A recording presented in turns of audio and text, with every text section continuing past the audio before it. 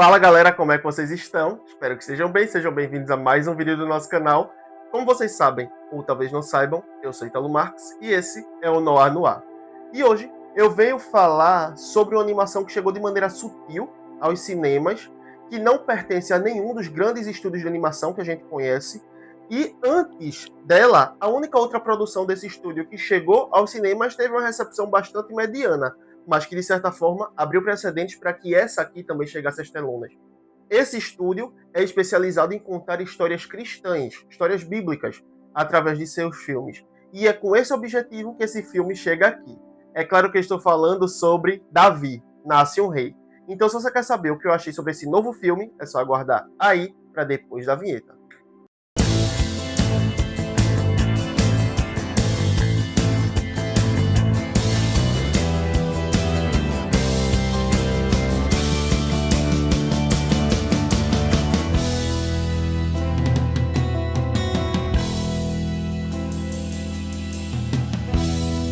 Bom, antes da gente começar, vocês sabem que eu tenho que vir aqui e pedir para vocês darem like no vídeo, se inscreverem no canal, ativarem o sininho para não perder nenhuma das próximas notificações aqui do Noir, comentar, compartilhar, a sua parte de vocês daí, que a gente faz a parte da gente daqui para entregar conteúdo para vocês. Vai custar nada para vocês, vai ajudar bastante a gente e desde já a gente agradece demais.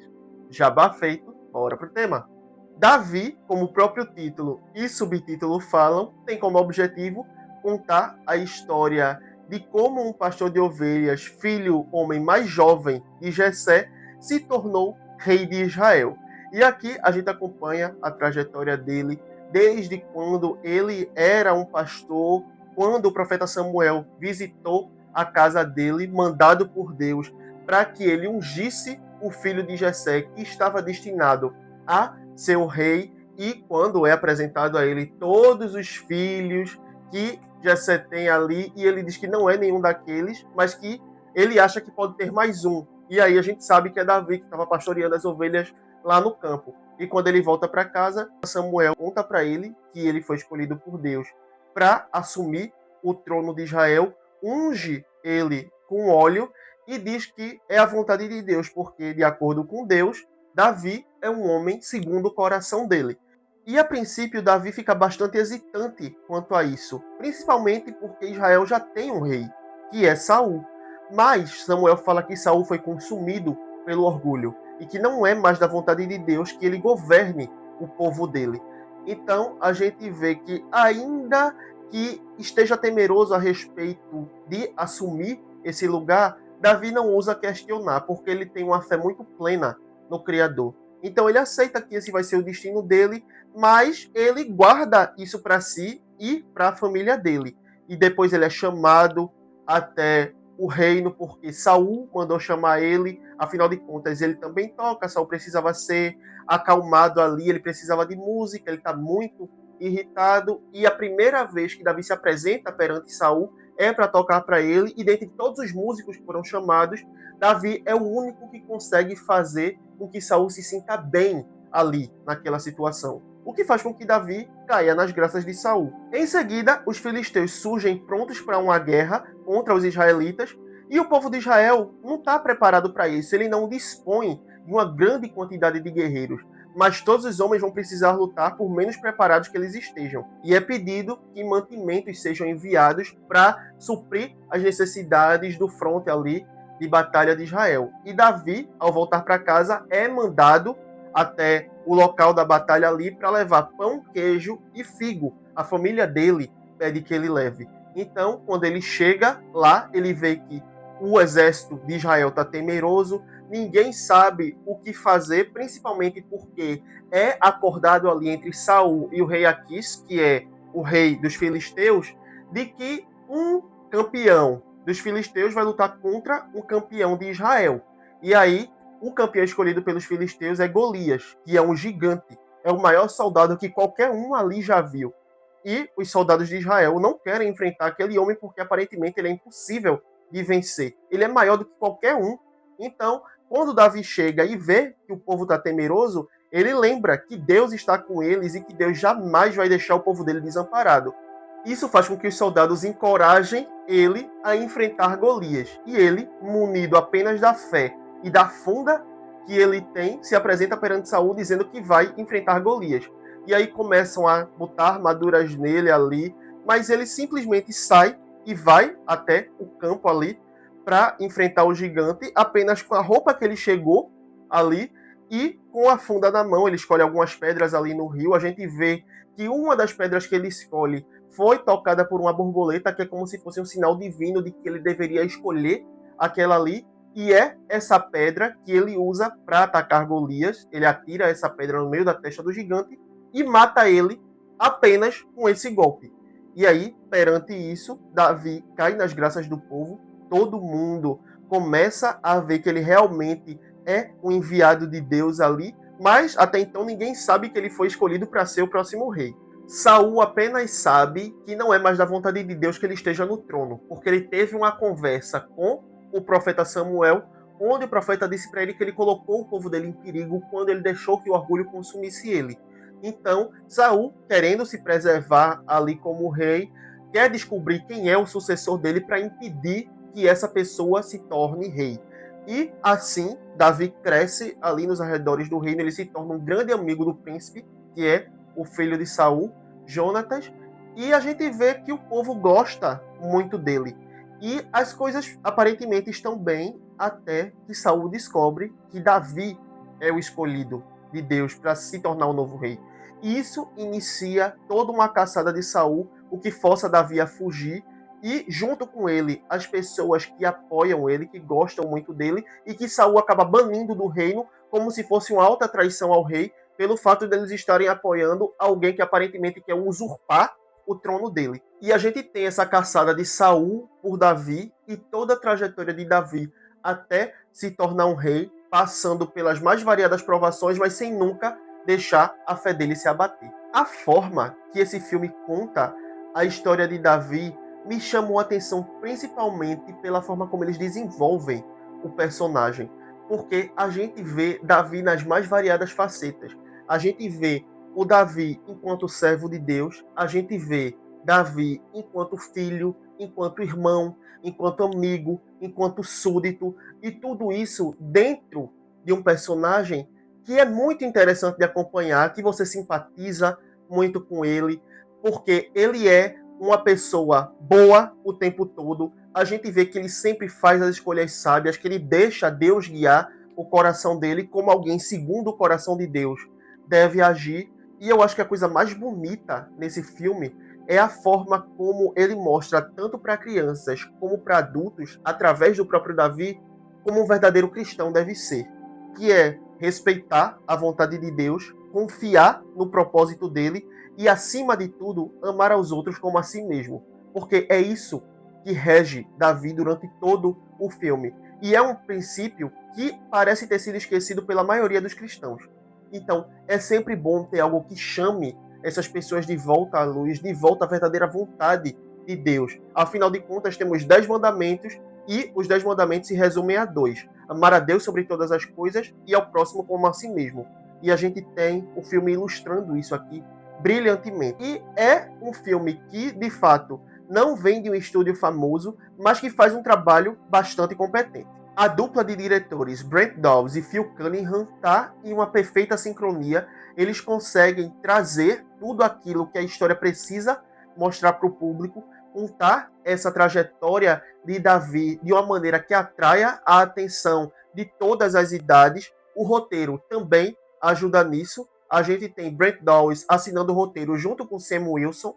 Então, a gente tem aí a sinergia de roteiro com direção de uma maneira muito interessante também. Eu gosto de como o filme traz todas as relações que definem aquilo que Davi é dentro dessa história aqui.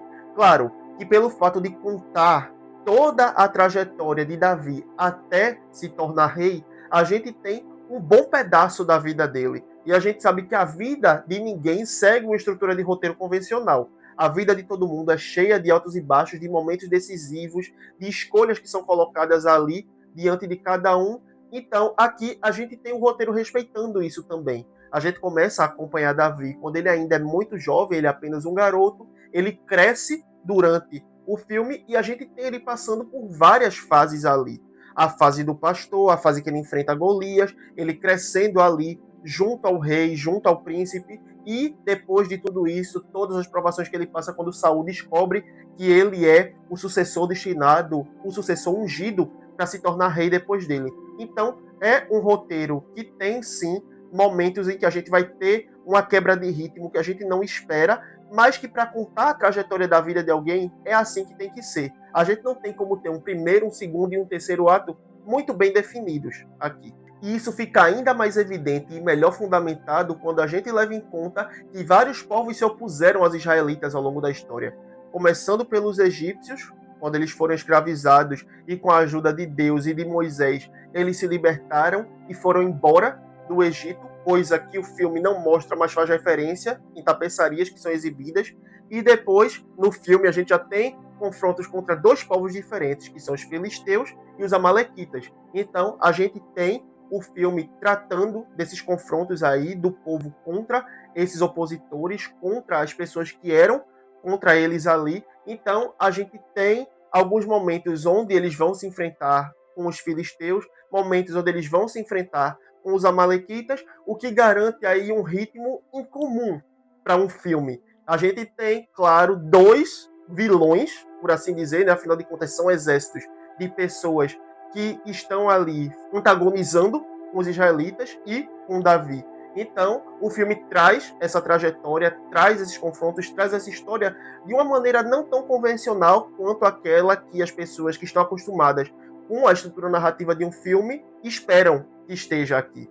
Mas que, de certa forma, funciona. Afinal de contas, o objetivo é contar uma trajetória de vida. E o filme faz isso de maneira muito competente. Eu gosto muito de como o filme desenvolve a dinâmica de Davi com os demais personagens, com a mãe dele, Nitzevet. É muito bonito ver o amor que um tem pelo outro e de como ela ensina ele, instrui ele a confiar nos propósitos de Deus, naquilo que Deus quer para a vida dele, e como ela ilustra isso com a ideia da tapeçaria, para mostrar que, embora ele não entenda o que Deus quer no momento, não significa que tudo já não esteja planejado para que dê certo lá na frente. E ela mostra para ele que, embora na parte de trás da tapeçaria apareça apenas fios ali, que ninguém consegue distinguir muito bem o que querem dizer, quando você vê tudo finalizado e tem a imagem montada ali, você vê que cada um ali faz sentido e tem um papel a ser desempenhado. É muito bonito ver a relação dele e de como tudo ali é fundamentado em ele respeitar os propósitos de Deus, mas também reconhecer o conhecimento que a mãe dele tem para passar para ele. A relação dele com Zeruia, que é a irmã caçula dele ali, também é muito bonita e tem vários momentos cômicos entre eles ali que eu gosto muito. A relação dele com o irmão dele, Eliabe, que é quem apresenta uma grande resistência quando descobre que ele foi ungido para ser rei. E a gente sabe que Eliabe serve a Saul e junta a inveja que ele tem do fato de Davi ter sido escolhido e não ele, com o fato dele ser um soldado do rei, gera ali uma relação conflituosa entre eles. Eliabe nem sempre está de acordo com as escolhas de Davi, e a gente vê essa relação amadurecer de uma maneira muito legal também dentro do filme. Gosto da relação de Davi com Jonatas, a amizade que eles têm e de como Jonatas aprende a respeitar a vontade de Deus de que Davi seja o rei ali. Ele se recusa a seguir as ordens de Saul para atacar Davi e ele fica feliz quando sabe que Davi vai ser colocado no trono no final de tudo. Então é uma química, uma dinâmica muito legal de acompanhar também dos dois dentro do filme e de Davi principalmente com Deus, que é o grande carro-chefe desse filme aqui, de como ele tem a fé dele ali inabalável, ainda que ele não entenda em vários momentos, ainda que ele tenha medo em vários momentos, mas ele se coloca ali confiando que a mão de Deus vai estar sobre ele durante todo o tempo e em tudo que ele precisar enfrentar. No que diz respeito às questões técnicas, eu posso dizer que o filme não faz feio. A animação dele chama a atenção tanto de crianças quanto de adultos. É muito bonita. A gente vê que tem um primor ali por trás. E por se tratar de um estúdio pouco conhecido, eles sabem que o público está acostumado a consumir animações de alta qualidade trazidas por estúdios como Walt Disney e como a DreamWorks, que são os grandes carros-chefes ali. A gente também tem a Illumination, que tem crescido bastante aí no mercado cinematográfico. Então, aqui eles têm uma dedicação ainda maior para chamar a atenção, porque eles sabem que, como eles não são tão conhecidos, tão populares assim, eles precisam mostrar algo de extrema qualidade para que o público sinta vontade de consumir a história. E eles conseguem fazer isso aqui. Eu acho a animação do filme muito bonita, tudo o que diz respeito à técnica dele é muito interessante de ver em tela, e eu gosto muito da trilha sonora também. Eu sinto que a tradução, a adaptação das músicas para português perdeu um pouco de qualidade, porque eu acho que as letras não ficam tão bonitas quanto as do original são. Aqui a gente tem um trabalho de rima um pouco mais fraco, mas que ainda assim funciona porque passa a mensagem que a música quer passar. E a gente precisa trazer isso para as crianças, e na maioria das vezes a gente tem crianças que são pequenas demais e não conseguem ler legendas. Então a gente tem uma linguagem mais simples das músicas em português,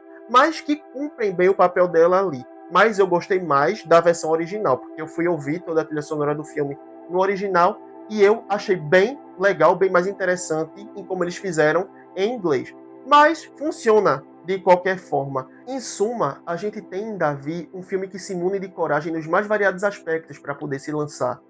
Um roteiro que não tem uma linearidade convencional, uma história que já é conhecida pelo público, trazida por um estúdio que não é tão conhecido assim, mas que da mesma forma que qualquer outro filme se coloca ali nas telas diante do público confiando de que ele vai conseguir agradar. E ele consegue fazer isso. Assim como o personagem título se coloca diante das provações confiando que Deus vai estar do lado dele. Então é isso, galera. Essa foi minha opinião sobre Davi, Nasce um Rei. Eu espero que vocês tenham gostado. Se vocês gostaram, não esqueçam de dar like no vídeo, se inscrever no canal, ativar o sininho para não perder nenhuma das próximas notificações aqui do Noah, comentar, compartilhar. Manda esse vídeo aí pra galera que curte, chama a gente trazer aqui os debates que a gente levanta, mas que ainda não sabe que a gente existe. Não parei pra pessoa se inscrever não, deixa ela vir, ter a própria experiência e aí ela decide se inscreve ou não. Não vai custar nada pra vocês, vai ajudar bastante a gente e desde já a gente agradece demais. Se você é novato, vai ter mais vídeos linkados aqui no card para você conhecer mais sobre o nosso trabalho aqui no Noah. Se você é veterano, eu te agradeço por ter visto esse vídeo até aqui. Eu aguardo todos vocês na próxima, sendo novatos ou veteranos. E até lá, tchau!